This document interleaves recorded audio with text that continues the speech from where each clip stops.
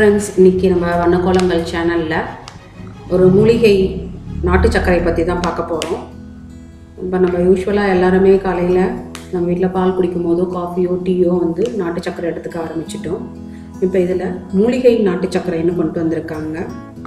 இந்த மூலிகை நாட்டு சர்க்கரையில் பார்த்திங்கன்னா என்னென்ன கலந்துருக்காங்க அப்படிங்கிறது இப்போ நான் உங்களுக்கு நல்லா ஹைலைட் பண்ணி காட்டினேன். இந்த மூலப்பொருட்கள் தான் இதில் ஆட் பண்ணியிருக்காங்க.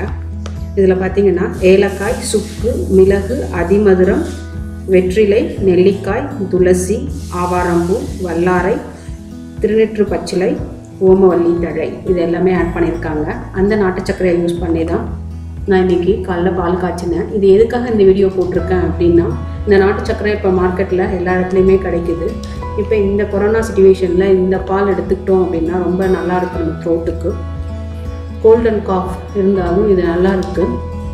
ஒரு சிலர் வீட்டில் வந்து எப்படி செய்கிறது தெரியல, கஷாயம் வைக்க தெரியல, இல்லை வேறு ஏதாவது ரெமெடி எடுத்துக்க தெரியல அப்படிங்கிறவங்களுக்கு இது ரொம்ப யூஸ்ஃபுல்லாக இருக்கும். அப்படிங்கிறதுக்காக தான் இந்த நாட்டு சர்க்கரையோடைய பால் நான் இன்றைக்கி உங்களுக்கு காட்டுறேன் வீடியோவில். இது எல்லா மார்க்கெட்லேயுமே, எல்லா சூப்பர் மார்க்கெட்லேயும் கிடைக்கிது, சின்ன சின்ன கடையிலையும் கிடைக்கிது. இதை வாங்கிட்டு நீங்கள் பால் காய்ச்சிட்டு இந்த பாலில் வந்து 2 ஸ்பூன் ஆட் பண்ணி இது போல் வடிகட்டிடுங்க. அதில் காட்டுறேன் பாருங்கள் எவ்வளோ இருக்குன்னு. வடிகட்டிட்டு காலைல எடுத்துக்கோங்க. அப்படி இல்லை பால் வேண்டாம் அப்படின்னா தண்ணியில் கூட நல்லா கொதிக்க வச்சு 2 ஸ்பூன் ஆட் பண்ணி குடிக்கலாம். இல்லை உங்களுக்கு எவ்வளோ தேவையோ அவ்வளோ ஆட் பண்ணி குடிக்கலாம். Thank you friends.